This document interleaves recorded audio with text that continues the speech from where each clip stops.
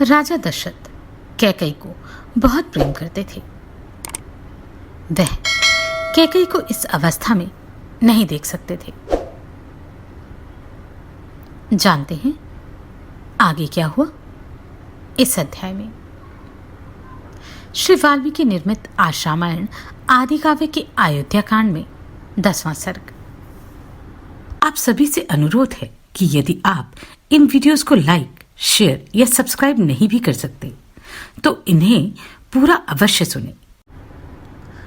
पापिनी कुब्जे ने जब देवी कैकई को बहुत उल्टी बातें समझा दी तब वह विषाद बाणों से बिद्ध हुई किन्नरी के समान धरती पर लौटने लगी। मंथरा के बताए हुए समस्त कार्य को यह बहुत उत्तम है ऐसा मन ही मन विश्वास करके बातचीत में कुशल भामिनी कैकई ने मंथरा से धीरे धीरे अपना सारा मंतव्य बता दिया।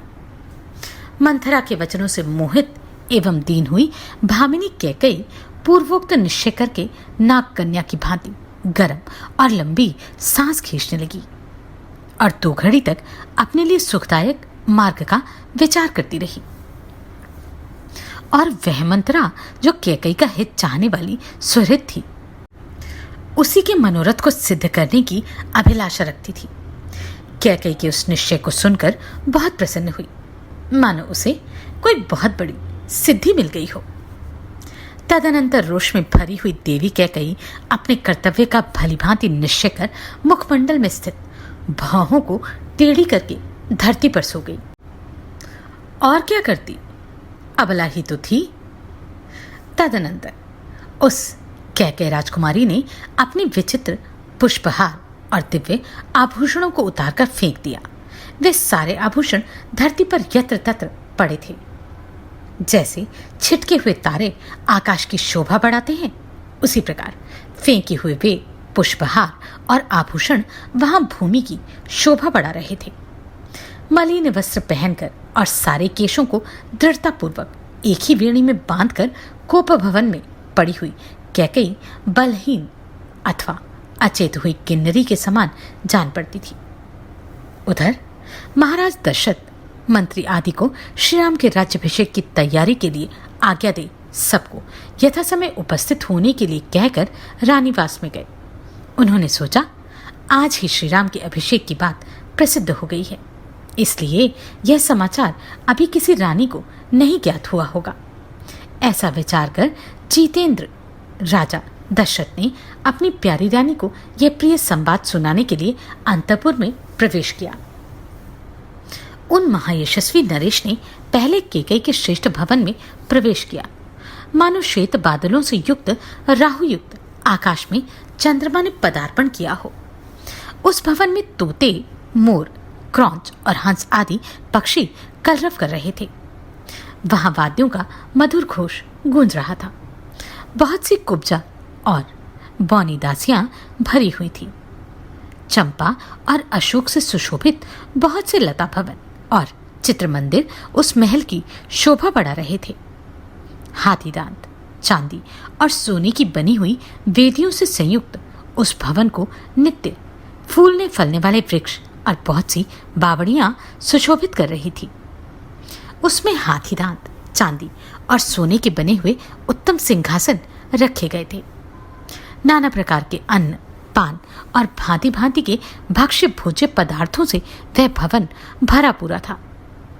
बहुमूल्य आभूषणों से संपन्न कैकई का वह भवन स्वर्ग के समान शोभा पा रहा था। अपने उस समृद्धिशाली अंतपुर में प्रवेश करके महाराज राजा दशरथ ने वहां की उत्तम शैया पर रानी कैकई को नहीं देखा। कामबल से संयुक्त वे नरेश रानी की प्रसन्नता बढ़ाने की अभिलाषा से भीतर गए थे। वहां अपनी प्यारी पत्नी को ना देखकर उनके मन में बड़ा विषाद हुआ और वे उनके विषय में पूछताछ करने लगे। इससे पहले रानी कैकई राजा के आगमन की उस बेला में कहीं अन्यत्र नहीं जाती थी। राजा ने कभी सूने भवन में प्रवेश नहीं किया था, इसलिए वे घर में आकर कैकई के बारे में पूछने लगी।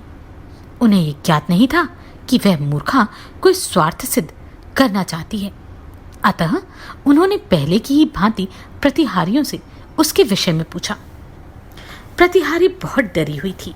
उसने हाथ जोड़कर कहा, देवी कैकेयी अत्यंत कुपित हो कोप भवन की ओर दौड़ी गई हैं।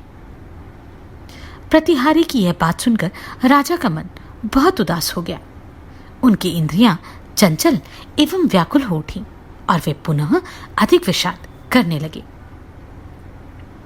कोप भवन में वह भूमि पर पड़ी थी और इस तरह लेटी हुई थी जो उसके लिए योग्य नहीं था। राजा ने दुख के कारण संतप्त से होकर उसे इस अवस्था में देखा।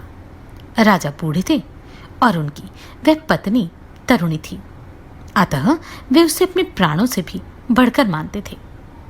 राजा के मन में कोई पाप नहीं था, परंतु कैकेयी अपने मन में पापपूर्ण संकल्प लिए बैठी थी।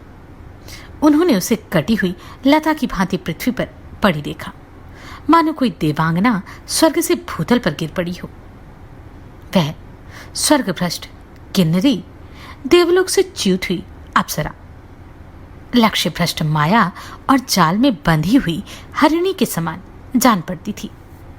जैसे कोई महान गजराज वन में व्याध के द्वारा विश्लिप्त बाण से बिद्ध होकर गिरी हुई अत्यंत दुखित हथिनी का स्नेहवश स्पर्श करता है, उसी प्रकार कामी राजा दशरथ ने महान दुख में पड़ी हुई कमल नयनी भार्या कैकेयी का स्नेहपूर्वक दोनों हाथों से स्पर्श किया।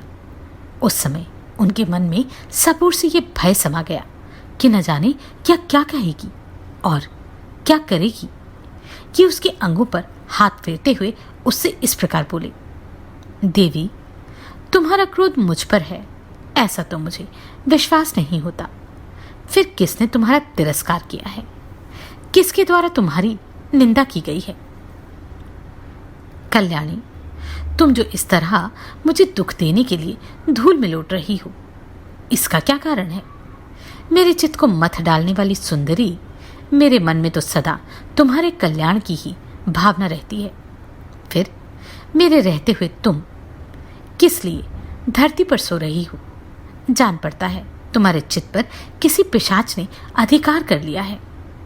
भामिनी, तुम अपना रोग बताओ। मेरे यहाँ बहुत से चिकित्सा कुशल वैद्य हैं जिन्हें मैंने सब प्रकार से संतुष्ट कर रखा है। वे तुम्हें सुखी कर देंगे। अथवा कहो, आज किसका प्रिय करना है या किसने तुम्हारा अप्रिय किया है? तुम्हारे किस उपकारी को आज प्रिय मनोरथ प्राप्त हो, अथवा किस अपकारी को अत्यंत अप्रिय कठोर दंड दिया जाए। देवी, तुम न रहो, अपनी देह को न सुखाओ। आज तुम्हारी इच्छा के अनुसार किस अवध्य का वध किया जाए, अथवा किस प्राणदंड पाने योग्य अपराधी को भी मुक्त कर दिया जाए। किस दरिद्र को धनवान और किस धनवान को दरिद्र बना दिया जाए। मैं और मेरे सभी सेवक तुम्हारी आज्ञा के अधीन हैं। तुम्हारे किसी भी मनोरथ को मैं भंग नहीं कर सकता, उसे पूरा करके ही रहूंगा, चाहे उसके लिए मुझे अपने प्राण ही क्यों न देने पड़े। अतः तुम्हारे मन में जो कुछ हो उसे स्पष्ट कहो। अपने बल को जानते हुए भी तुम्हें मुझ पर संदेह नहीं करना चाहिए। मैं अपने सत्कर्मों की शपथ खाकर कहता हूं, जिससे तुम प्रसन्नता को प्राप्त होगी वही करूंगा। जहां तक सूर्य का चक्र घूमता है वहां तक सारी पृथ्वी मेरे अधिकार में है। द्रविड़, सिंधु, सौवीर, सौराष्ट्र, दक्षिण भारत के सारे प्रदेश तथा अंग, वंग, मगध, मत्स्य, काशी और कौशल, इन सभी समृद्धिशाली देशों पर मेरा आधिपत्य है। कैकेयी राजनंदिनी, उनमें पैदा होने वाले भांति भांति के द्रव्य, धन धान्य, बकरी, भेड़ आदि जो भी तुम मन से लेना चाहती हो वह मुझसे मांग लो। भीरू, इतना कलेश उठाने प्रयास करने की क्या आवश्यकता है? शोभने, उठो उठो। कैकेयी, ठीक ठीक बताओ, तुम्हें किसने कौन सा भय दिया है? जैसे अंशुमाली सूर्य कोहरा दूर कर देते हैं, उसी प्रकार मैं तुम्हारे भय का सर्वथा निवारण कर दूंगा। राजा के ऐसा कहने पर कैकेयी को कुछ सांत्वना मिली। अब उसे अपने स्वामी से वह अप्रिय बात कहने की इच्छा हुई। उसने पति को और अधिक पीड़ा देने की तैयारी की। इस प्रकार श्री वाल्मीकि निर्मित आशामयण आदि काव्य के अयोध्या कांड में 10वां सर्ग पूरा हुआ। आप सभी को कोटि कोटि साधुवाद। आपने इन वीडियोस को इतना प्रेम दिया। नमस्कार, मैं आभा शर्मा जावास। यदि आपको मेरा ये प्रयत्न सराहनीय लगा हो तो मुझे सब्सक्राइब करके प्रोत्साहित करें।